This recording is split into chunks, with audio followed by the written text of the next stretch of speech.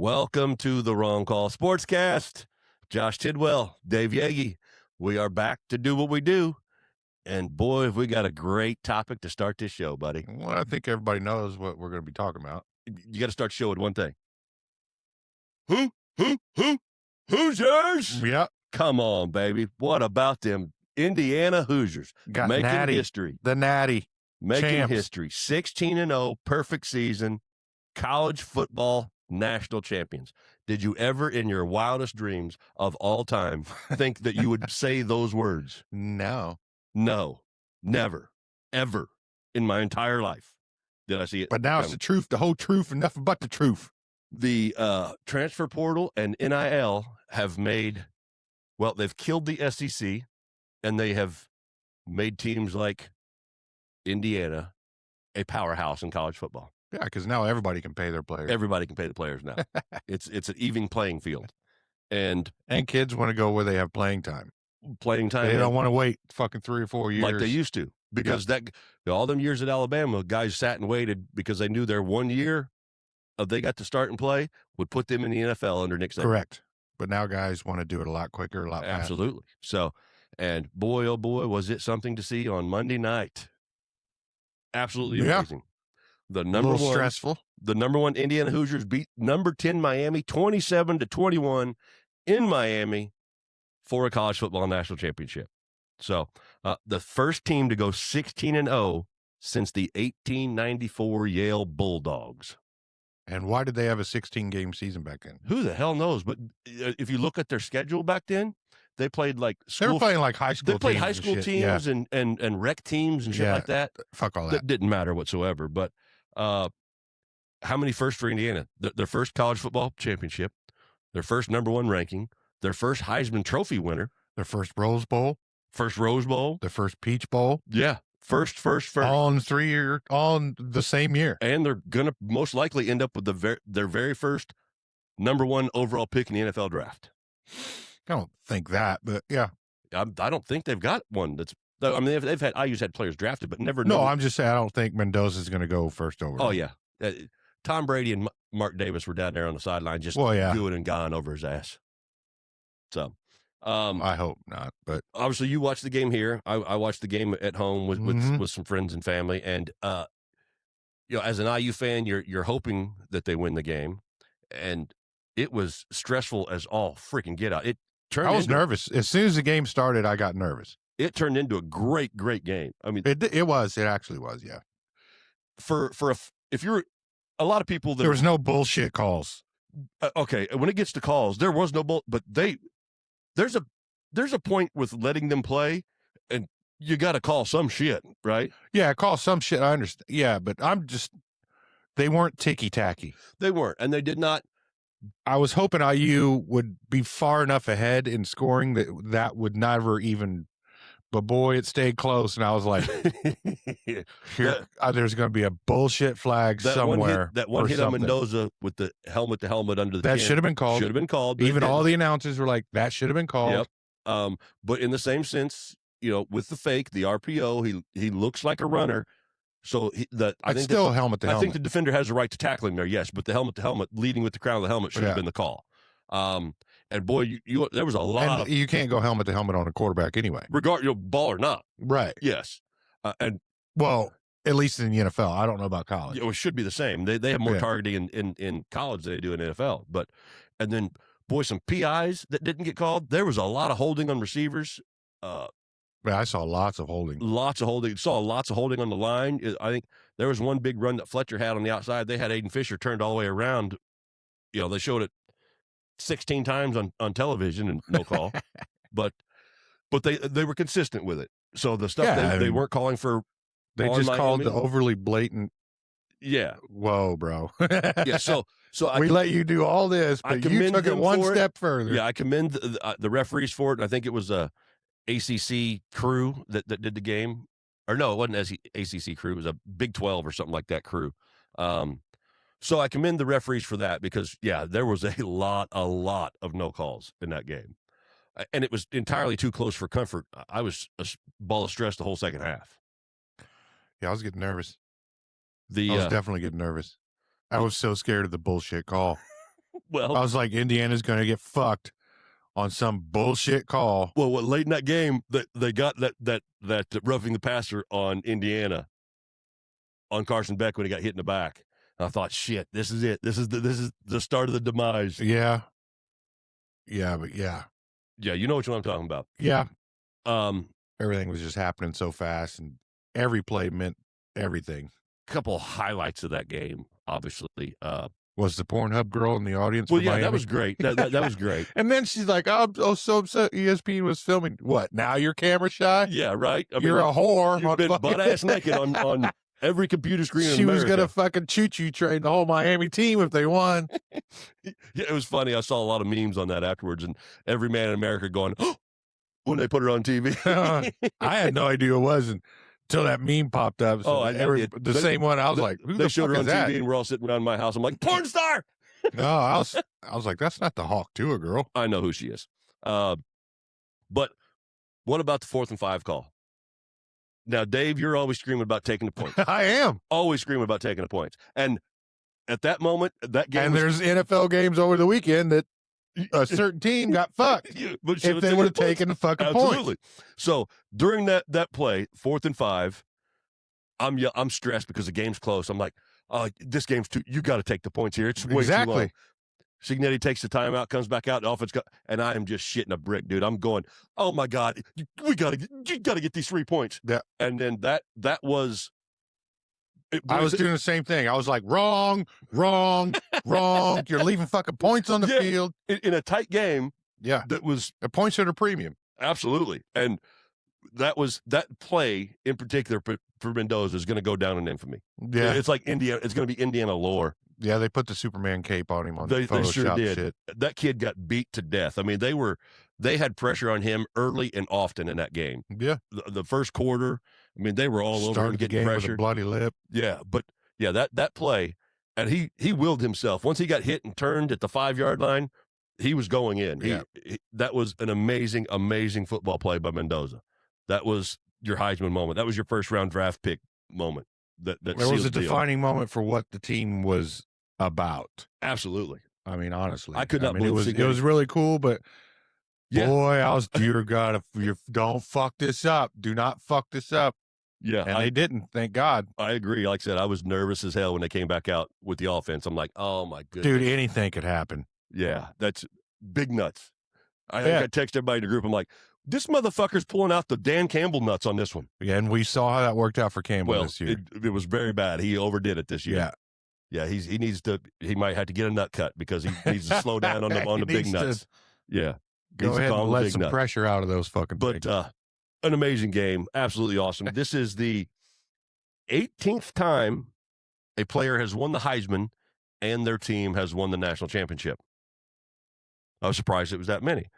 Just the last few of note. There was 18 Joe of them. Burrow. Devontae Smith with Alabama in 2020. Joe Burrow in 2019 with LSU. Yeah. Were the last couple. Like Derrick Henry was another one, and there was quite a few. Again, 18 of them. But the most recent, obviously, Heisman Mendoza and the Indiana Hoosiers. So let's talk about the turnaround for a program for the Hoosiers. With Signetti, and I mentioned the NIL and transfer portal has opened this stuff college up. Free agency. It is. That's all there is to it. IU has money to spend. Mark Cuban pumped money into the university. He did. He said a couple weeks ago, he said, I think they're going to be way happier than they were last year. Yeah. With what he gave. So, yeah, I mean, that's all there is to it.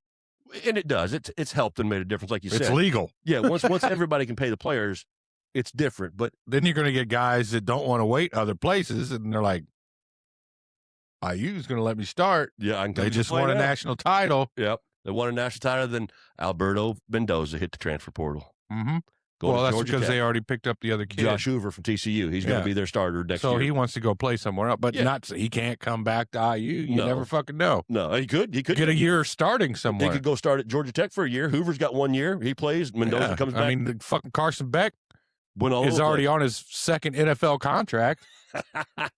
So college already picked up his 5th-year option because the motherfucker's what, 7, 8? Well, he played 6 years. He didn't go to any class this year. Well, no, he lives in $1 million penthouse. He graduated 2 years ago. I understand. So that's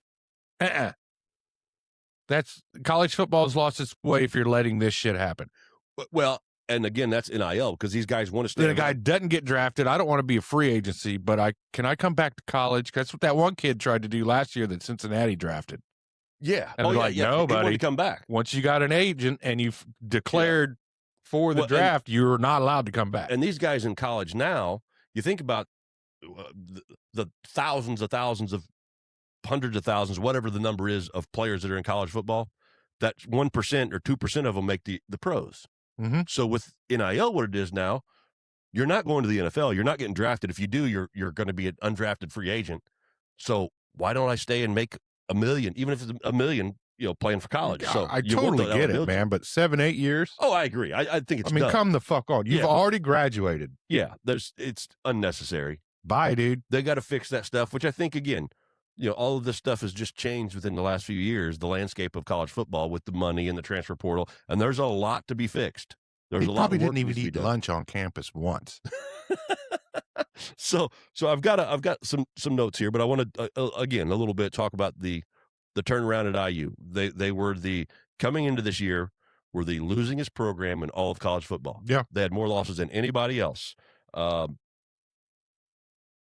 At 750, IU had 715 losses in Division I football to start this season. Yeah. Currently now, Northwestern has the most losses in college football at 718 because IU obviously didn't lose any games this year.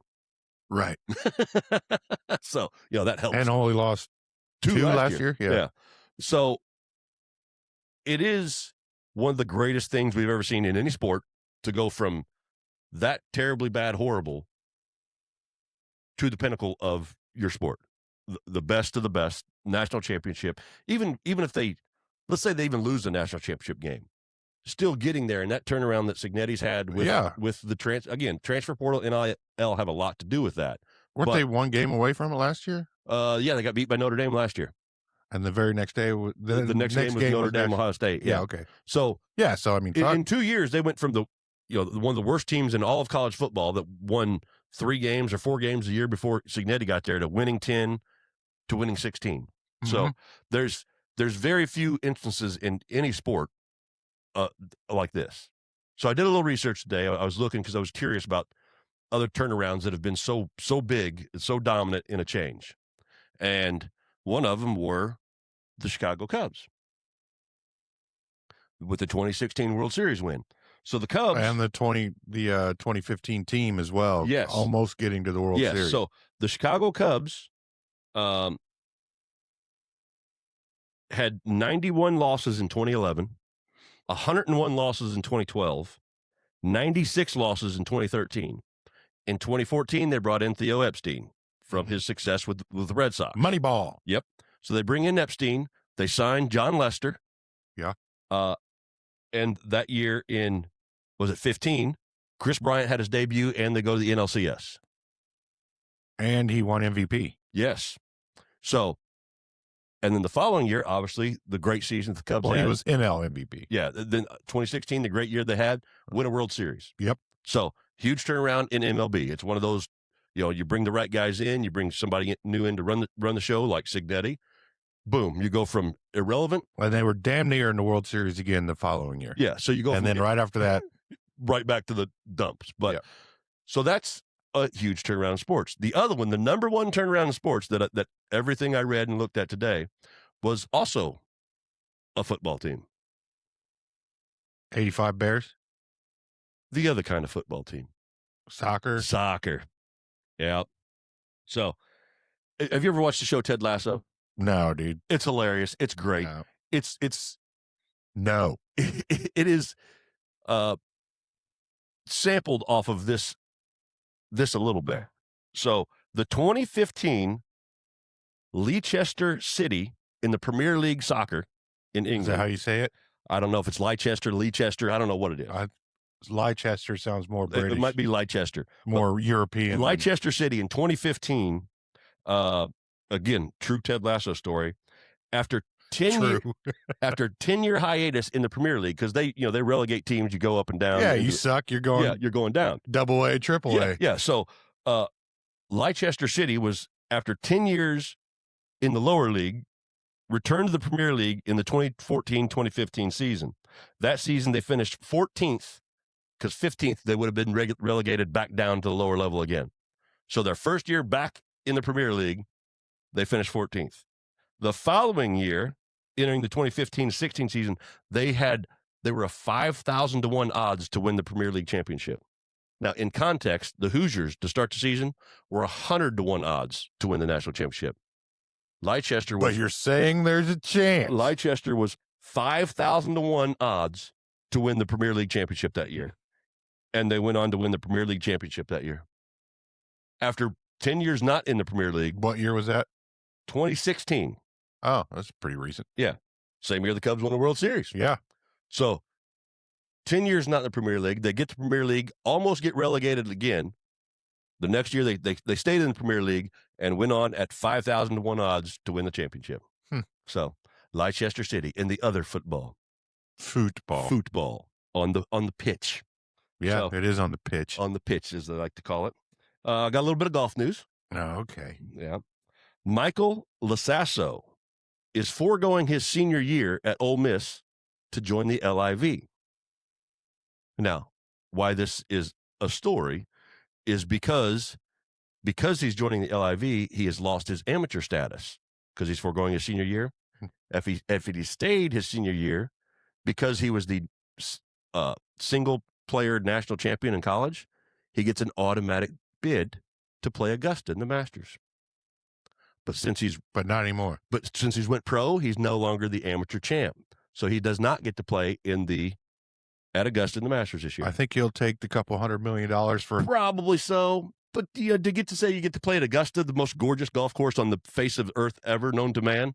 A couple $100 million, he can buy that country club membership. But and play it as many times as he wants. Probably, but they let very limited people in. He's probably not going to get his membership. So, the probably limited number is called money. If you got enough, yeah. So, but he's going to be a scrub on the LIV tour. But he's still going to make a bunch of money. Yeah, he's going to make money. Again, I think his goal, college kid, man, their goal is to make money. Yeah. I don't blame him. But he's the best golfer in college, and now he decided to go pro, and he can't play at Augusta this year. I don't know. But he can cash checks. He can cash checks. You're damn right he can. TGL was on last night.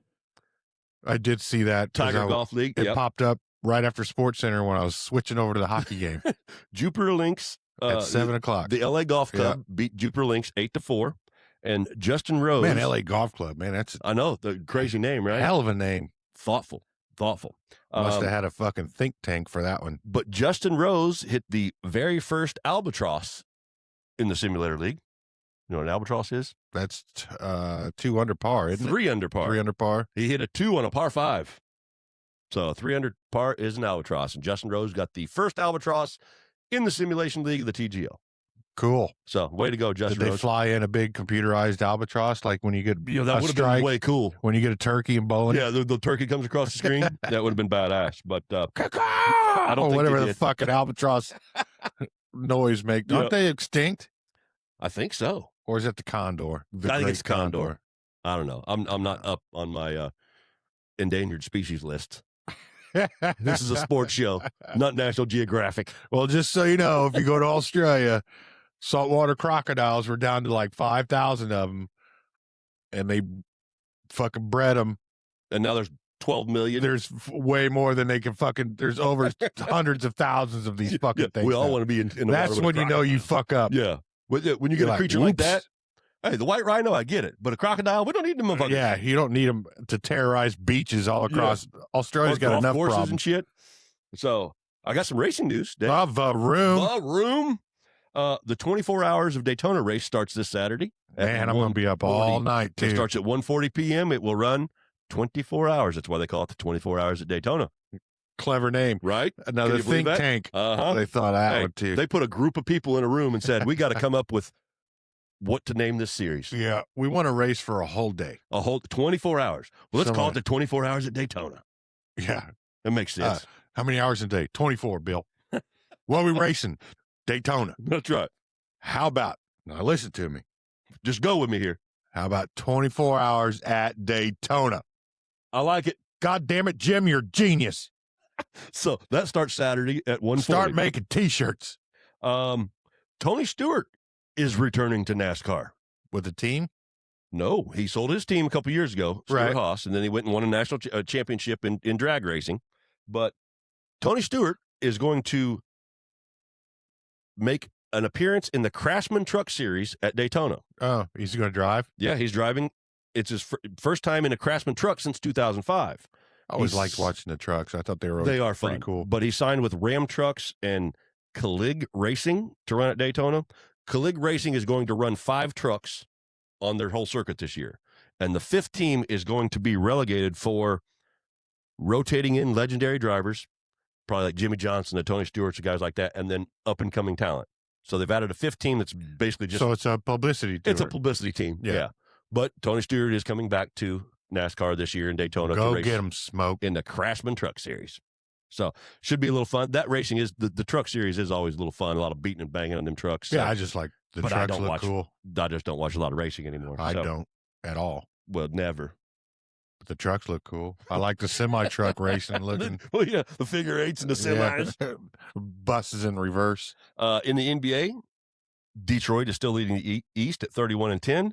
Oklahoma City is leading the West at 36-8. And our Indiana Pacers are sitting there at 10-34. They are 1-3 since their big 3-game win streak. So suck out. Yeah, give it the business.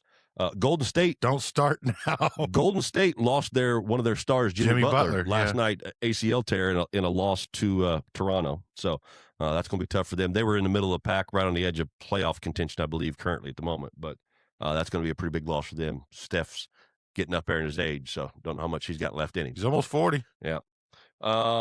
In college hoops, Arizona is still at number 1 at 18-0. UConn number 2. Michigan number 3. Is it just Arizona or Arizona State? Arizona. Is that the Sun Devils? The Wildcats. Oh, the Wildcats. Yeah. Arizona State's the Sun Devils. So, oh. Arizona number 1, UConn number 2, Michigan number 3.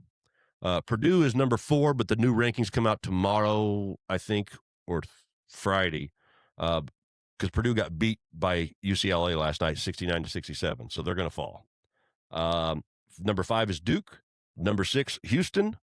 Number 7, Nebraska. 8, Gonzaga.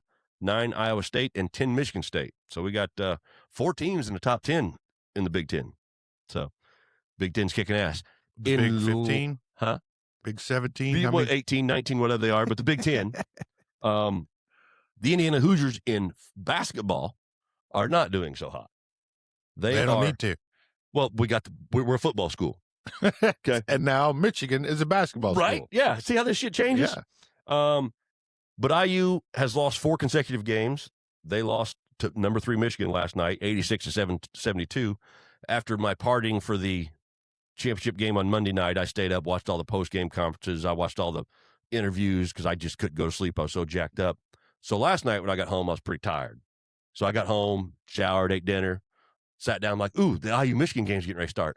Turned it on. They were down like 12-0. I'm like, I might as well just fall asleep, and I did. So I didn't see the score till this morning, and they got their butt whipped. But IU played really good to start the season before they hit Big Ten play, and they have not been able to contend in conference play. So it's a shame. They've got a great shooting team, but the Big Ten is a very physical. The IU doesn't have a good front court. They don't have anybody in there to rebound, and so they're just getting killed on the boards, and it's affecting them tremendously. Or a good coach. Well, I think they got a good coach. They just, his first year, transferred all his players in that came with him.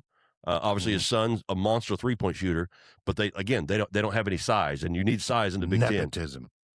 Probably, but his son's like one of the top scorers in NBA or in college history. He's a baller. Huh. But again, they have no inside play. They have nobody, no big in the middle. It's killing them in Big Ten play. So can't block a chair, huh? They can't block nothing. They can't get a rebound to save their lives. In the coaching front, we've got a few who've been hired since last week. We lost after the Bills loss. Sean McDermott was let go on Monday. Yep. They let McDermott should have been the GM too. They let McDermott go and promoted the GM. He should have been gone too.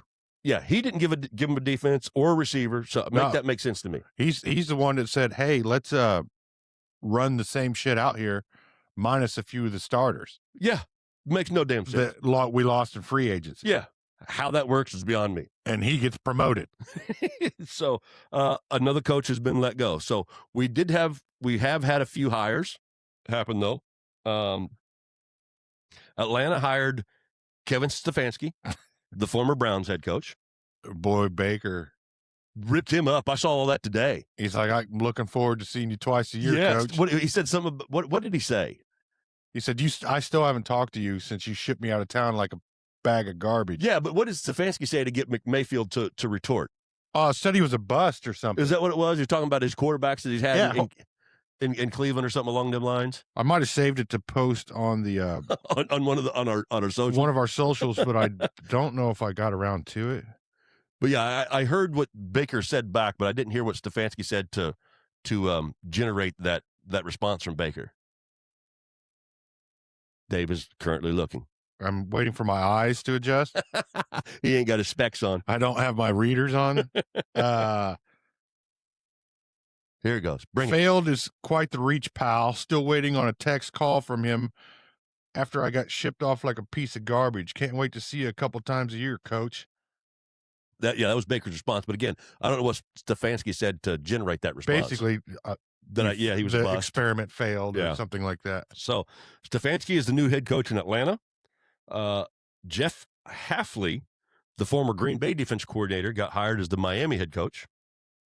Obviously, John Harbaugh is going to the Giants, the former coach of the Baltimore Ravens. Yeah. And Robert Saleh got the Tennessee job, the former defense coordinator of the Niners. That was like instantaneously. Right after they lost? After the Niners lost? Yeah, because they, God damn it, Jason Garrett was there. I listen to Dan Patrick every day. Jason Garrett was there for 6 hours on an interview for that head coach for job. Tennessee? Yeah. Yeah. And he got off the phone, called his wife. He's like, it was supposed to be a 3-hour interview. It went 6 hours. I think I fucking killed this thing. Yeah. And I'm going to get this job. Like 20 minutes later, they're like, Saleh's the head coach for the Titans. He was like, what in the hell? Yeah. He goes, what that just happened? Yeah. Damn, I thought I was locked. Yeah. So yeah, shit. They hired him immediately. So that leaves us still with Pittsburgh, Las Vegas, Cleveland, Buffalo, Baltimore, and Arizona still in the hunt for a head coach. Yep. And the rumors are Brian Dable to Buffalo.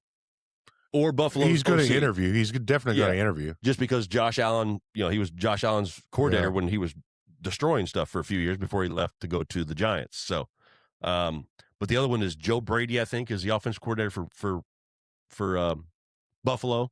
He interviewed today with the Bills for the head coach job. I saw that today. I haven't heard much rumors. Morris texted me today about somebody. He said Golden Domer's going in for a second interview. An ex Notre Dame fella is interviewing for the Pittsburgh job on his second interview, I guess.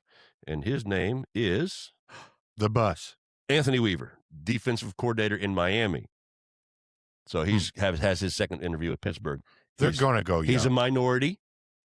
Not that matters, but he's a minority candidate. And that doesn't matter. 45 years old, defense coordinator for Miami. They have to go young. They typically do. Because they're interviewing Mike McCarthy. They're doing. Yeah, I heard Mike McCarthy. But if the status quo is what it is for Pittsburgh, they want a younger guy that they can keep for many years, hopefully. Yeah, so, you're on the docket for 20 years here, bud. Yeah, I mean, if you're 63, bud, you're going to die before you get fired. So, that's about all the news I got. Dave, you ready to hit a little? Oh, you before got some I feel Detroit fucking shit to bed on offensive coordinators. Who'd they end up getting? I don't remember his name, but Mike McDaniels went to fucking San Diego. Yes, I did see that. McDaniels is a great offensive coordinator. Mike Daniels would have been a perfect fit in Detroit. Yes, absolutely. I agree. Yeah. But no, they hired somebody else. I heard the Colts defensive coordinator is getting some in the circle. Lou Anarumo is getting some interviews. Yeah. And so is Jim Bob Cooter. Yeah, Jim Bob Cooter, I mean, with a name like that, you got to just... Well, yeah. You just got to... I mean, hell, he can come over here and I'll talk to him. I'll be like... Come on, Jim Bob Cooter. So... That's a hillbilly name. We all know what we want to talk about here. Yeah. So, Dave, hit him with some hockey, bro. All right, let's hit the ice, guys. Let me clear my throat. All right, NHL. We have two conferences, Eastern, Western. A That's right. ping. Each one of them conferences is two divisions. So we will start with the Eastern Conference. Start with Metro, which is short for Metropolitan, which means big cities. big city. Now, this week, I can say Hurricanes, my beautiful Carolina Hurricanes, they're still sitting at number 1. 31-15-4 at 66 points. Number 2, New York Islanders, 27-17-5, 59 points. Number 3, Pittsburgh Penguins, 23-14-11 at 57 points. Now we move to the Atlantic Division in the Eastern Conference, which is the Atlantic Ocean. Therefore, they call it the Atlantic Division. We have Tampa Bay Lightning sitting at number 1, 31-13-4, 66 points. Detroit Red Wings, 30-16-4, 64 points. And the Montreal Canadiens at 28-15-7 at 63 points. Now we're going to move to the Western Conference. We all know that. Yeah. Start with the Central Division, which is anything from Chicago to the West. There you Number go. 1, Geography lessons. Colorado folks. Avalanche, 34-5-8. 5 losses. They have lost one regulation game since they set the record damn near a month ago. They on fire. They are on fire, and they're sitting at 78 points. Woo! Number 2 in that division, I just watched the Stars last night. They kicked the shit out of the Bruins. 28-13-9 at 65 points. And Minnesota Wild sitting at 28-14-9 at 65 points at your number 3 spot. Now we're going to the Pacific Division, Pacific Ocean. That's why they call it West. Pacific Division. See, they're smart. Again, sitting in rooms like, are we called? We going that way? Let's call it the Pacific. Yeah, no shit. Wait, West and East? Yeah, but this it works. Quit thinking so hard, Carl. That's right. Easy, Jim. Golden Knights, all right, Bob. We got this. The Golden Knights of Las Vegas sitting at 24-12-12, 60 points. Number 2 in that division, Edmonton Oilers, 25-18-8, 58 points. Number 3, the Ducks are back. Oh, they made it back in. Anaheim Mighty Ducks sitting at 25-21-3 at 53 points. So that's your roundup of hockey on the standings in the divisions and the conferences. But we had an amazing goalie fight? Yes. Yes, I was hoping you were gonna bring that up. The first goalie fight since 2013. Yes, it was so badass. I saw the highlights. Yep. That dude skated 200 feet. Oh, he went from all the way back All the to way his down. net. Yeah. He watched the Sharks goalie hit his defenseman and came unglued and fucking It went was right up. awesome. Yep. If you're curious about the two, it was the Sharks goalie that started the fight when he hit the Florida Panthers defenseman behind their net when the scrum was coming up. The goalie decided, I'm going to come out and I'm going to get in this shit. So Alex Nidal Yes. Nadal Djokovic. That one. That's Something like that. Alex, I don't think he's American. But he's the one that came out from his net and the scrum was behind his net and punched all the way. the floor. No, this is the one that started, punched you're right. the Florida Panthers defenseman behind his net. Then Sergei Bobrovsky, I know this dude's name, from the Florida Panthers, lost his shit and skated from his net all the way to the other end, and Jimmy Superfly Snuka thunder punched this motherfucker right off the bat, and it was on, and it was great. It was. That was all over the news, all over the highlights. I'm like, I hope Dave's got this. I mean, I'm sure he does. Yeah. Oh, yeah. Since 2013, they went at it. Yeah. Well, hey, our content's running low with the NFL. So, again, next week, I'm going to need the art of the fight. The rules. You want to still get into that. Of the fight. Yeah, that was just a scrum, and then it just turned into a bigger scrum. He literally left his net and went all the way down. Yeah, he was like, ice. no fucking way, pal. You're hitting my defensive. Way cool. So that's about all we've got. Yeah. We got to cover a few NFL games. So we'll be back right after this. Yeah. After these messages. After these words. Today's episode is brought to you by 4th and Long Hot Sauce. It's bold, it's aggressive, and it hits harder than going for it on 4th and 12 from your own 30, or Ike Turner on a Saturday night. Anyways, side effects may include sweating, regret, and oily discharges during flatulence. 4th and Long Hot Sauce. No punts, no mercy. Don't be a bitch. Welcome back. We took us a little break, had a drink, talk a little sports, decide what we're going to do with this next segment. And it's pretty easy. We're going to talk about the divisional playoff round. Yep. We only got 4 games to cover all this week. 4. All 4 of them. That's a hefty schedule. It was. There was a lot to take in there. Yeah, there were some issues. There were some issues, and it started on Saturday. Before we get into that real quick. Yes, sir. I should have brought it up before we ended our last with all the other random big ass hair that like showed up in my eye view. Baseball news. Oh, you got some baseball news? Cody Bellinger. Yeah. 30-year-old Cody Bellinger. Okay. Went back to the Yankees on a 5-year deal. How much you think he got paid? 5-year deal. 30 years old. So it'd be 35. 5 years.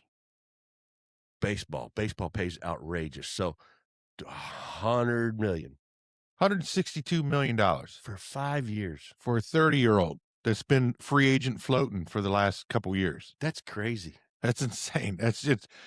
I like Cody. Thanks for coming to the Cubs. Whatever. He's obviously a talented player, but 30 years old, landed a $162 million contract for 5 years. For 5 years. That's pretty That's crazy. outrageous. That's crazy. That's the one thing that stuck out. Baseball players make crazy money. They do, because there is no salary cap.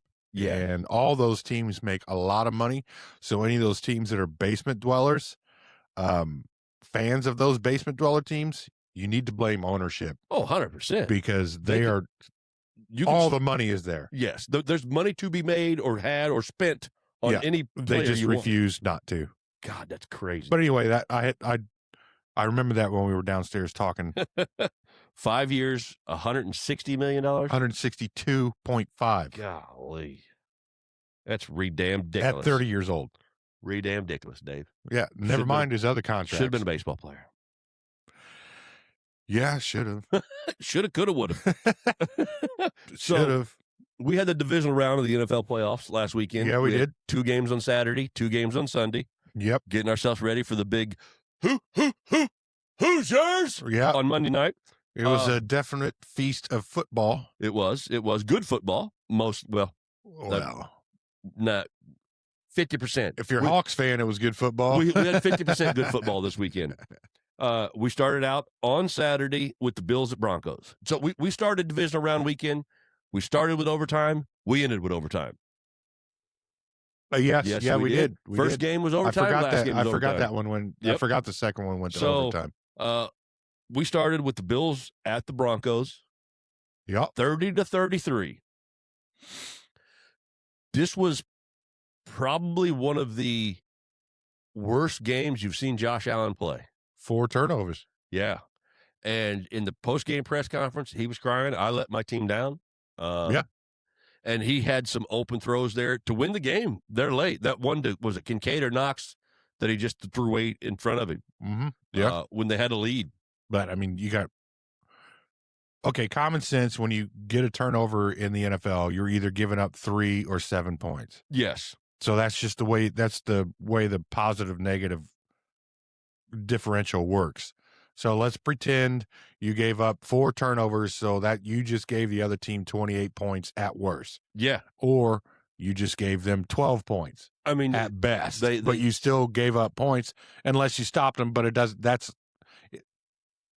the turnover always bites you in the mostly includes bad field position or points that you gave up. Yes, and you cannot turn the ball over, especially in the playoffs. No. And Allen had multiple times. 2 picks and 2 fumbles, or was it 3 picks and 1 fumble, or something along them lines? I can't remember exactly what it was. But one of them was a strip.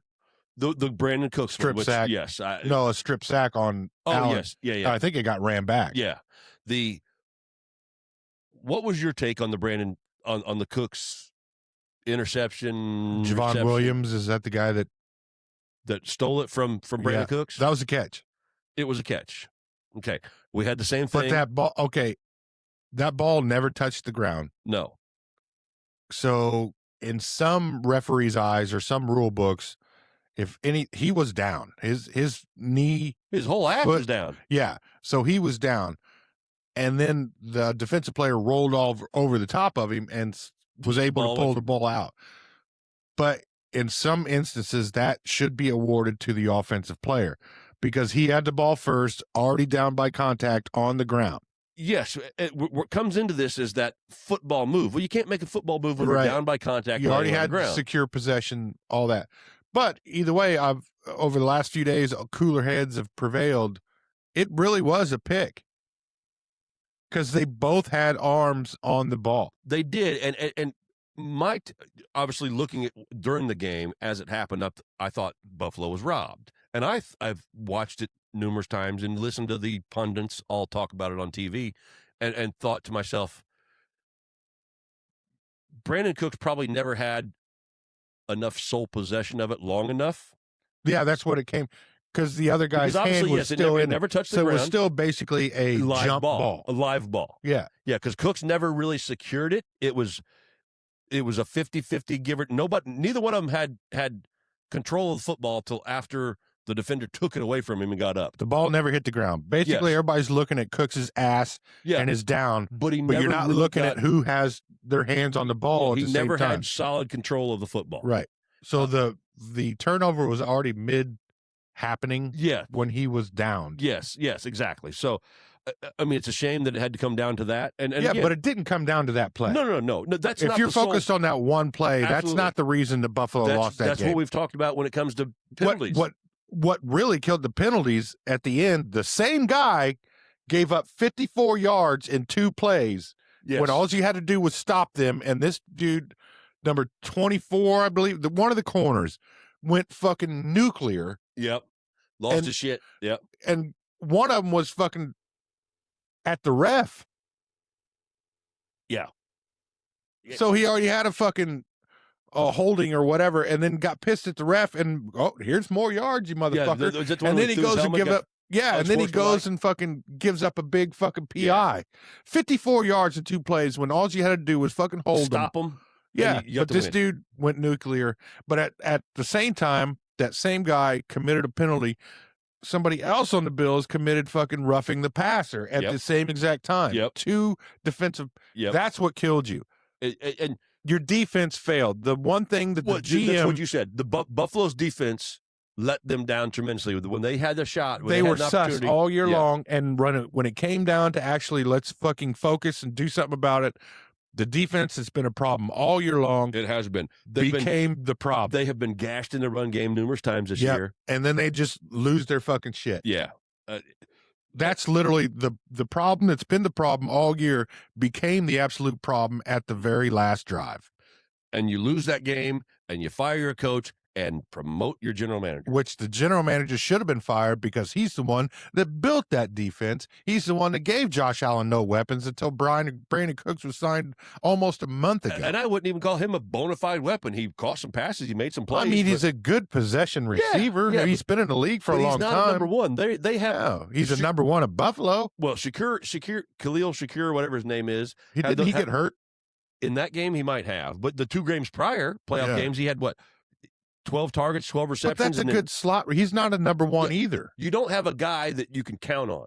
You're not pulling coverage on anything. No. If one guy gets open, somebody just blew coverage. That's all there is to it. The last couple days, they've been talking about, going into next year, trading off draft picks, all of the NFL is always the prime story on sports radio, on the television shows that you watch. It's the biggest league in America. It is. So it's always football. You got your moment for Indiana and winning the national championship. You got a lot of coverage there the last couple of days, but it still always goes back to the NFL because that's the number one.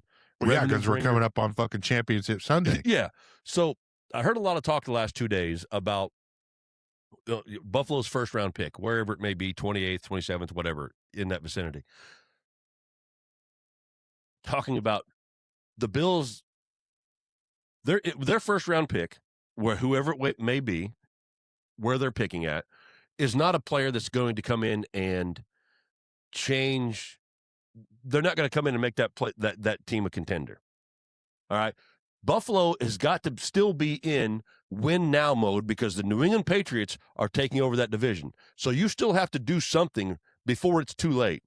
And at the last 2 days, all they've talked about is Buffalo should make a deal for A.J. Brown because he's miserable in Philly. He's a problem child, no different than Stephon Diggs. Diggs, Right. You're gonna welcome that back. but you take it for one. It's a win Yeah, now. I mean, he'll be happy for a year.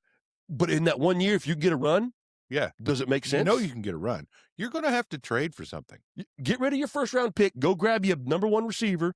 Get Josh Allen a weapon, because James Cook, they re-signed him this offseason. Give that hell. The Colts should make that trade just to get into the first round. Well, we have no first-round pick at the Colts, but you could trade something. yeah, sure. But think about that. But I don't give a fuck about the Colts either. So from a Buffalo standpoint, that makes they got to do something. They said it and it made sense because obviously. Well, you also got Ayuk is. Oh yeah, John Lynch officially said he's played his last down. Yeah, but he's been hurt last 3 years in a row. I know, but if you can get him super cheap just off the waiver, at least give it a stab. But you need a threat. It made sense to me for Buffalo to trade their first round pick to Philly because AJ Brown's his time I think is done there. But he's under contract. So, but if you can get a first-round pick this year or this next season for A.J. Brown, Philly gets a first-round pick, 26, 27, 28, whatever it is, and Josh Allen gets a bona fide number one threat. Yeah. Keep in mind, Puka was a fifth-round pick. Well, yeah, he was, but that's a diamond in the rough, man. You don't get that very often. I'm just saying. But they've got to get that. They've got to get Josh Allen some help. So.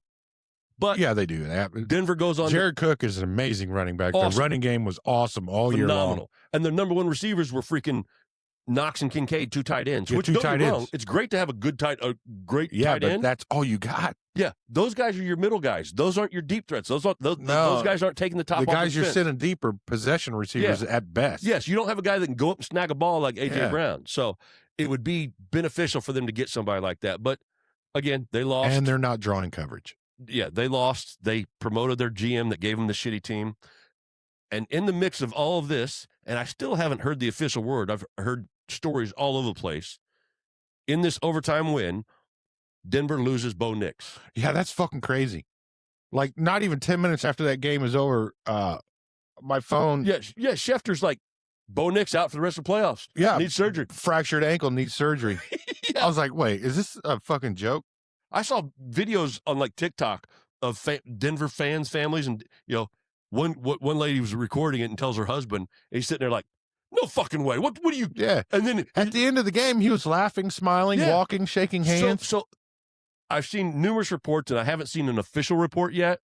But one of them said it happened on this like the second to last play in overtime. One of them, the newest one I just saw today, was that he did it celebrating in the locker room. That makes more sense. Yeah, I have no idea. Because he was laughing and smiling and right after the game, shaking hands. I know. If my ankle was fractured, that's the last fucking thing. Especially bad enough you need surgery. You have the adrenaline high, obviously, that comes with winning. I understand, but Jesus Christ, you know something hurts. I know.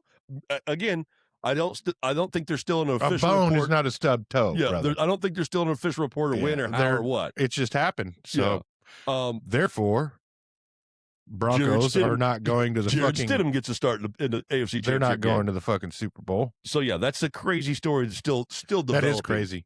Because my wife told me before I looked at my phone, I was like, "You shut the fuck up."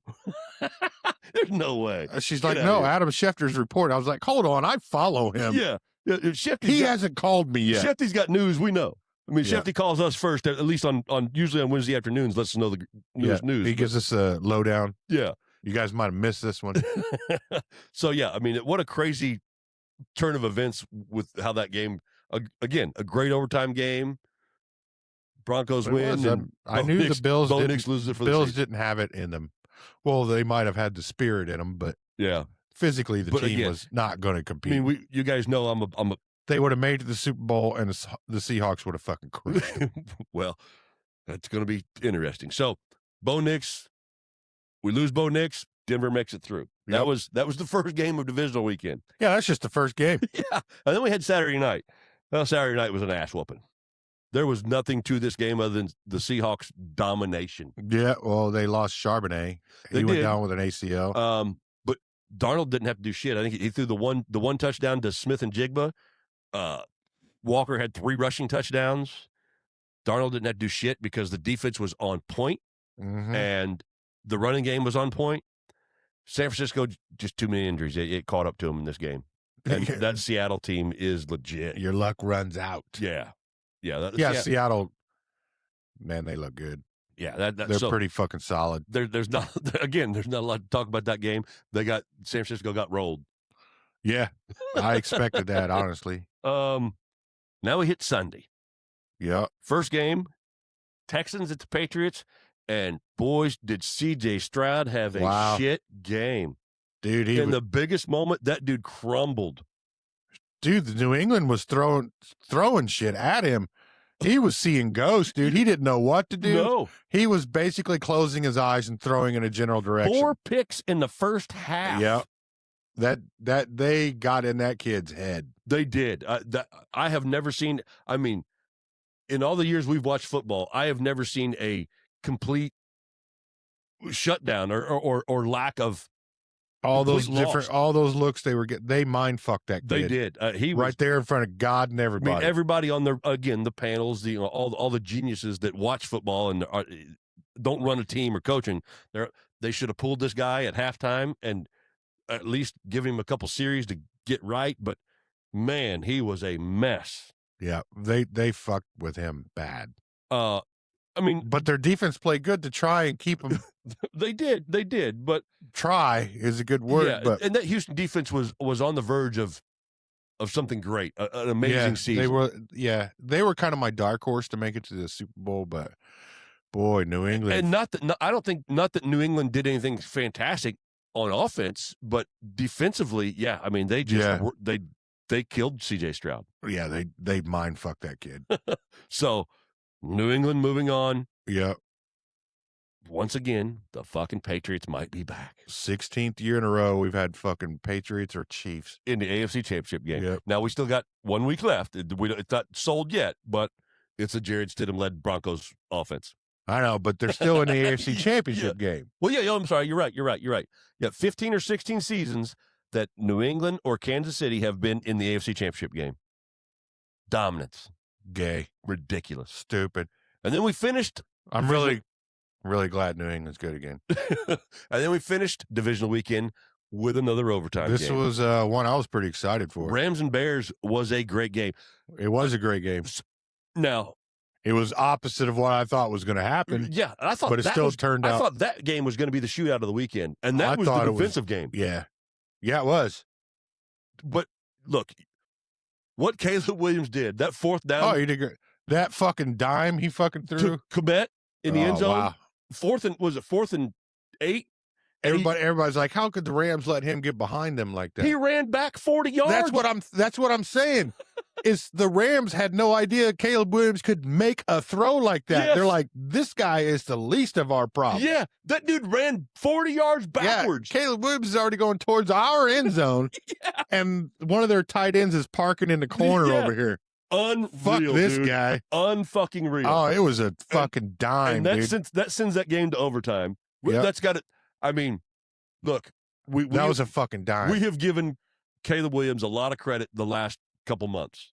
After last year, we destroyed him. We well, football Jesus. Yeah, the media did they deemed him, so we just jumped on it. Aha! Look at football Jesus. Yeah. But he has had an amazing, and Ben Johnson, to his credit, has turned that team around tenfold. But that play was one of the best plays we've seen. It was an amazing play. NFL this year. Yeah, it was absolutely amazing. You know what would have won that game for him? What's that? They took the fucking 3. That was that play though. Nope. No, you were texting me. You on our group message. I go back timestamp that motherfucker. You can if you want. There's a different play. They should have taken the fucking 3. Okay. Before that miracle even fucking was even part of the equation. Yeah. So if that miracle happened and they still got that 3, they'd have been up. We are really hard on leaving points on the field in the playoffs. And I mean, come on, there's no way in hell. Yeah. Middle of the season, you want to fucking take shots. You want to run plays. You want to test this trick play out, see if it fucking works. When you're in the mix, you're still in playoff contention. Yeah. What? Even if you just want to test it out, whatever. Yeah. In the playoffs, the least amount of fuck ups you could do is better for your team. Yeah. I mean, they left 3 on the field. The Bears would have won that game. The Bears, if everything happened exactly like it did after that. So that play gives the Bears the tie. We go into overtime. Bears win the toss, defer. They stop the Rams. All right, Chicago's got a chance. Mm-hmm. And obviously, Caleb threw the pick, finished it all out. After the amazing play he made to get him to overtime, threw that pick to wrap it up. So that was a great, that was an awesome game to finish up divisional round weekend. Totally. I was expecting that one to be the highest scoring game of the weekend. Me too. Yeah, I thought that was but it actually turned into a nice defensive game. And I mean, you said it earlier. Not boring defensive either. It was shit was happening. Yeah. Puka Nacua is a bona fide fucking stud. Can you remember the last time you saw a receiver this dominant and this awesome? Cooper Kupp with Stafford. Megatron. It's been a while. But Matthew Stafford, though. Yes, he's the common denominator. Stafford has made 3 receivers, has given 3 wide receivers the greatest season a wide receiver has ever seen. First, it was Megatron, which I don't even remember his real name. Calvin Johnson. And then Cooper Kupp. Yep, triple crown winner. And now Puka. Yep. Yeah, Stafford's the common denominator there. Yeah. Which he should win an MVP this year. Matthew Mafford. Yep. So he should, yeah. That's our wrap of the divisional round. We've got our little segment to do here, which is not the shitty quarterback anymore. It is still. Oh, it's still shitty? Because we had enough quarterbacks to fill the list. We got 4 of them? 5. 4 quarterbacks. Oh, wait. 8 of them played, bro. 4 games, 8 quarterbacks. My bad. Greenwood math. Yeah, Greenwood math. It's time for. Wait, no. I'm sorry. I'm fucking it all up. Cue the music, motherfuckers. Tell them, Dave. Cue the goddamn music. Cue the music. It's our favorite time. Everyone laugh, clap, and cheer. The shittiest quarterback finally here. The shittiest quarterback of the week. The shittiest quarterback of the week. Yeah. All right, bitches, we're back. Yeah, hope you enjoyed that banger. Wrote it all myself. It's time for what? What is it, Dave? It's time for the shittiest quarterback of the week. Come on, divisional round, baby. All right. Number 5, Mr. Broke Ass Ankle himself. 279, 3 touchdowns, 1 interception. Starting the week, 87.1. 87 points. That's a pretty high start. Pretty high. It's happening to get in the divisional round. Mm-hmm. Number 4, Stafford Mafford at 258 yards, 0 touchdowns, 0 picks, dropping a little bit, 67.4. It's a pretty big dip. Yep. Number 3, we just talked about him a whole bunch. Caleb Williams sitting at 257, 2 touchdowns, 3 picks, 59.3. 3 picks will get you. 3 picks will get you. Yeah. There's a stat. If you just throw it into the fucking ground. Yep. So you do better. You can get 39 something. That's right. Anyway, number 2, Brock get my ass whooped Purdy. Get destroyed, Purdy. Yeah. 140 yards, 0 touchdowns, 1 interception. 54.6. We're dropping a little bit. Yeah. Now we got the uno. one that was seeing ghosts all fucking game. Shiniest turd. Mind fucked out of his fucking brain. Completely wanted destroyed. to go home and cry. Mr. C.J. Stroud threw for 212 yards, 1 touchdown, 4 interceptions. 4 in the first half. Just get it out of your system, kid. Yeah. What do you think you got? What was Purdy? Purdy's sitting at 54.6. So C.J. Stroud is at a 39.7. I told you, if you threw it into the ground, every fucking play, you get 39. Okay. He's sitting at a 28 even Ooh. Steven. So he goes home with the trophy. What an award. Not the one that he wanted. CJ, you got one. Yeah. And unfortunately, boy, you got mind fucked. I'll tell you that much. That New England and we all saw it. Got you. They got you. Bro. They got him. So watch a lot of film in the off season. Yeah.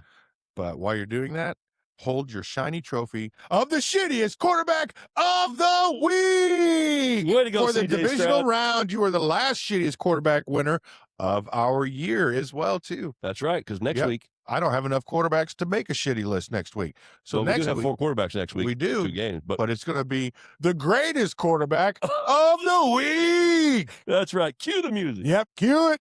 It's our favorite time.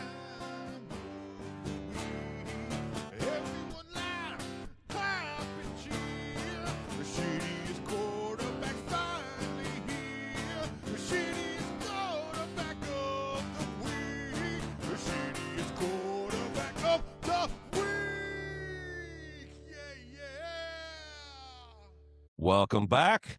It's time to pick some games, and we've only got 2 left. So we're going to see how we did last week there, Dave.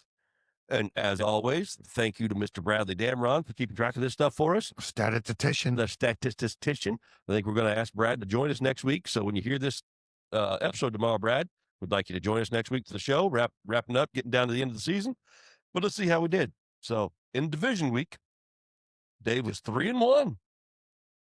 Good job, Dave. I don't know which one I missed. I don't either. But you know what? I was 3-1 also. Yeah. And then we picked a couple different games. So I think we split one. we split one. That's probably, we split 2, I'd imagine. Probably. So I don't know what Dave one and I I- missed. Dave and I both went 3-1 last week. So for the playoffs, I probably ended up with the Texans. yeah, and I think I picked Seattle. I may pick San Francisco and you pick Seattle.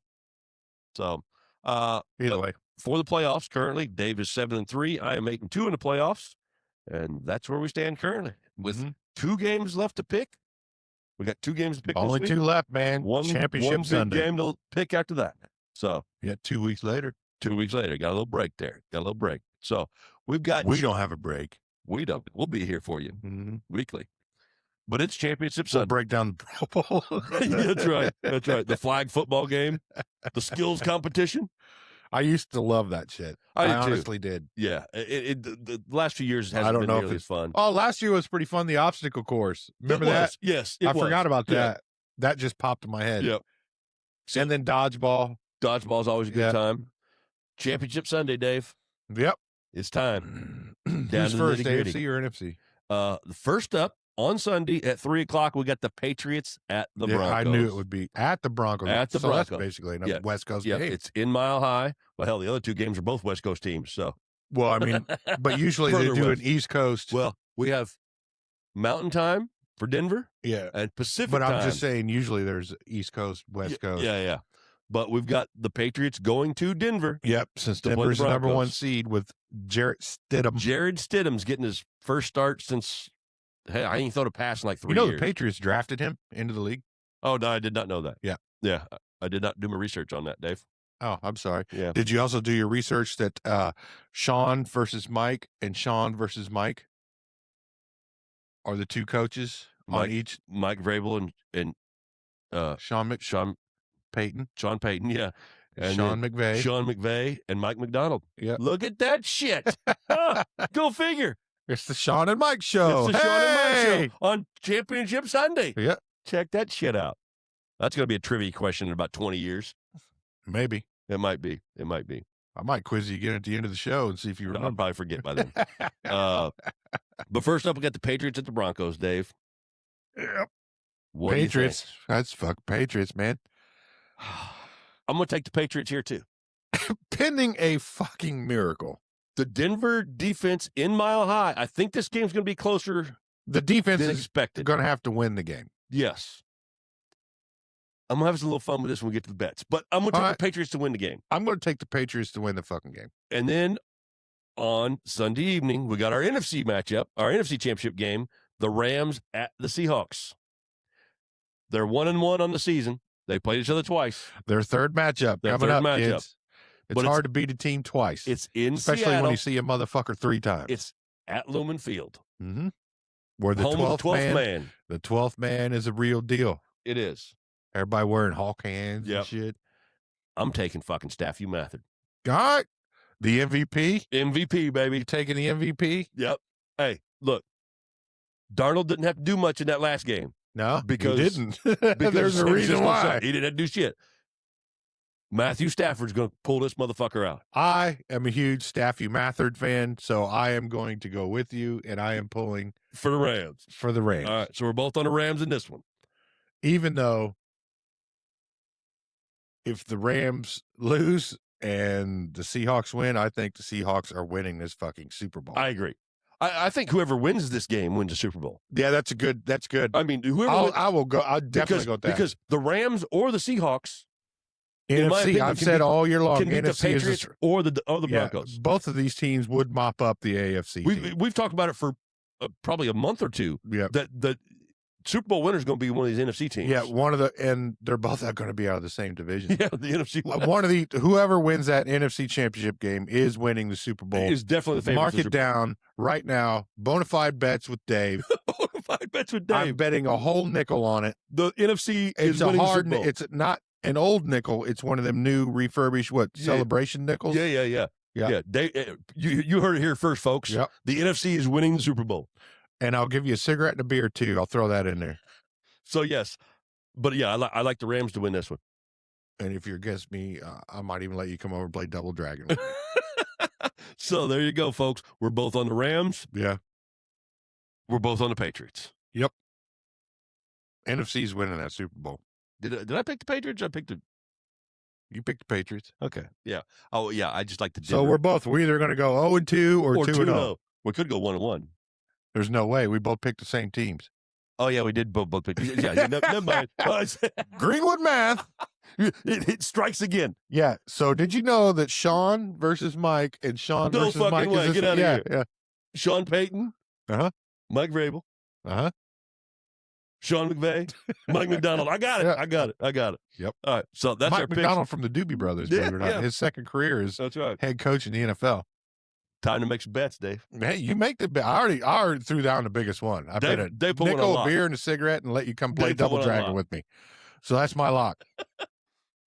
So let's hit him with Bonafide bets with Josh. I've only got 2 bets for you this week, guys. Championship Sunday edition. That's right. Championship Sunday this weekend. So last week on my bets, let's see here. 5-3 last week. No, wait, that's wrong. I think you're reading that wrong. I read that wrong. I was 2-2 last week. Those weren't even the right numbers that he just threw out there first. I know. I was 2-2 last week. No lock, no bonus bet. My bonus bet was IU minus the 8.5. They didn't win by 8.5. They didn't cover. But I was 2-2, no lock, no bonus bet. Puts me in the playoffs, 5-3 on my bets, and 1-1 on my lock/bonus. So I got 2 games to pick this week. 2. I get 2. I'm going to take the Denver Broncos plus 5.5. I picked the Patriots to win this game, but Denver covers. New England wins by 3. Okay. You think it's going to be that close? I do, because the Denver defense, they're holding them in. Stidham's going to do just enough to keep it close. And then I like the Rams plus 2.5 against Seattle in Seattle. All right. So the Rams are my lock this week because I've only got 2. Lock it fucking down. Lock it in on Staff Mathard, baby. Put your bike lock on that shit. Yeah, lock it in on Staff Mathard at plus 2.5 the Rams. That's my 2 picks this week, guys. That's all I got. I do have, so my buddy Josh, my Louder Than Life pal that I met, that gave us a nice little Christmas video this year. From Ohio? From Ohio, yep. He texted me the other day with some trivia stuff like Rod did. Rod, I hope you got your shirt. I believe I got the email that it was delivered. So oh yeah, nice. Yeah, so Rod send us a video or a pic or whatever for throwing something out so there. So we can celebrate you. Yeah, for throwing something out there for us. He got himself a shirt. We've been telling you guys all year. It's easy. You give us something there. We'll send you a little prize, little gift for, we spread for being swag involved. like creamy peanut butter, baby. Let me find my messages here because Josh sent me something that's pretty good. He tried to hit me on one. I'm like, no, I know that one. But here you go. Josh, you got a shirt coming your way for this one. Oh. Yep, because I dug it. I was going to wait to put it on the show, and then I'll post it on the socials. But who was the first college football head coach to become the president of a college university? Oh, fuck. I have no idea. Woodrow Wilson. Wasn't he a president? Yes. So he became... I'm sorry, not president of a president. Of a university? Yeah. Wait, was he a college? Ask the fucking question. I fucked it up. Never mind. I'm still going to send you a shirt, Josh, because I fucked it up. But that's it. See? No. I know. I look. Time out. Hang on. What's to become president of a university or president? President, I believe, right? Of the United fucking States. President of the United States, not of a university. Okay. Yes. So that would be Woodrow Wilson. Yes. President Woodrow Wilson. Yes. First college football head coach. But why the fuck would I know? He was a college football head coach before he was a president. Okay, I'm down with that. That's a good trivia question, but he fucked up the delivery. I fucked it all up. I fucked the delivery up. Who the fuck would care who became president of a university? Yeah, a president of the United States. Yeah. Woodrow Wilson. If it was president of a university and that was a trivia question, no, you do not get a shirt. Yes, but who was a college football coach to become president? And what year was that? I don't know, dude. I didn't research this enough. Jesus. I hope Josh, yes. Yeah. Josh, you should have given me more information for this. I ruined it. He fucked it up, but you're getting a shirt. Yes. Yeah. Because I like you, because he likes you. And yeah, I fucked that one all up. Man. Didn't I? I did. Rod came heavy and hard. I came heavy and hard. He gave a good delivery on it. Blew me off my sneakers. Got us on that one, and I ruined that one. But oh well, you're still getting a shirt coming your way, Josh. You want to try it again? We edit it back out? No, fuck it. I'll just leave the raw. You gotta have the dumbest Yeah, you gotta have the raw dog Yep. fucking fuck up a clam That's shit in it. there. So I think that concludes this week's episode. Again, our content's getting a little shorter with the NFL season coming down to an end, which is so sad. I can extend hockey a lot longer. I will have the whiteboard out here and I will explain rules. The art of the fight. I need the background of the All fight. right, I'll give you the art of the fight. I will save that actually for bye week between championship Sunday and the Super Bowl. Okay. Next week, like I said, we'd like to bring Brad in. Brad's been a key factor for us for the entire time of the podcast. He's helped us doing all the research. That'll actually be next week. Well, Brad, it is the bye week. The bye week. Yeah, because the game is Sunday. Yeah. So, but yeah, Brad. No, we have another Wednesday before the Super Bowl. So yes, it'll be the Wednesday before our next show before the Super Bowl. Gotcha. I will get the art of the fight next week because I'm going to have to do some research. Because next week we will recap divisional weekend. Yep, correct. See, I had a fuck up right there. Yeah, you not nearly as bad as mine. But next week we will recap divisional weekend, make our Super Bowl picks. But I will deep dive. I will deep dive into the 1900s and all that. Yeah, just shit. The art of the fight, the hidden rules, what it is, when it started, how it became to be, why the refs let them do it, all that good shit. So, but like I said, get Brad to join us next week. Again, he's been an integral part of the show for us for the entire time we've done it. Keep track of the stats for us. So, and he's got a few smart things to say on occasion about racing and stuff. Get Dave all excited about the art of racing these days. Yeah, it gives me little baby boners. That's right. So, Brad, join us next week. You guys get to see some Brad Damron. You guys heard him here last year, but you ain't seen the old Bradley yet. So, yeah, the 500 show. Oh, that's right. He was on our 500 show last year. Ah, damn. I ain't had that much to drink, I swear. Dude, your memory is as long as my dick. Fucking up like Channel 4, dude. Yeah. And many more. The socials, guys, jump up there. Follow, like, Instagram, TikTok, Facebook, Snapchat. I don't know. Where else are we? Is that it? Is that all of them? Did you say Twitter? Twitter. I do have a Twitter. X. Yeah, got the YouTube channel. Get on our website, wrongcallsportscast.com. The Wrong Call Sportscast gives you the links to Dubby, which you need for energy. Enter the wrong call, get you 10% off your purchase. And if you liked the s'mores flavor, the only energy drink that was ever made that you use milk instead of water or whatever the hell else, they are vaulting that flavor. So it is no longer available. They have like a pallet left. So get it while you can if you like that flavor. But Dubby's good shit. Gets you some cool shakers.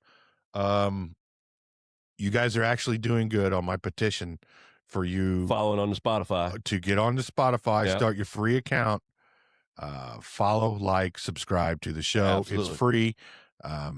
You've done a good job. I like what you're doing. Way to go, I like what you're doing. Believe it or not, we have a new camera right now. So the you clarity's keep a little doing better. We're going to fix the light issues. Doing. Dave likes hanging out in the dark over here. I am a cave bat. Yeah, I'm a cave dweller because I'm a video game, sports watching, beer drinking, cigarette smoking cave dweller. Man, if I could go back to those 80s arcades. Oh, yeah, the dark with neon lights. And ashtrays hanging off the on the side. And I was we were old enough to do that. Yeah. Oh, my God. That would even make it even better. Either way, but yeah, so that's my lifestyle and my choice. My life, my choice. My lifestyle So yeah, determines my death style. yeah, it does. But sadly, it won't be in an arcade. That's why I build my own. Yeah, so good job on liking and subscribing. Please keep that up.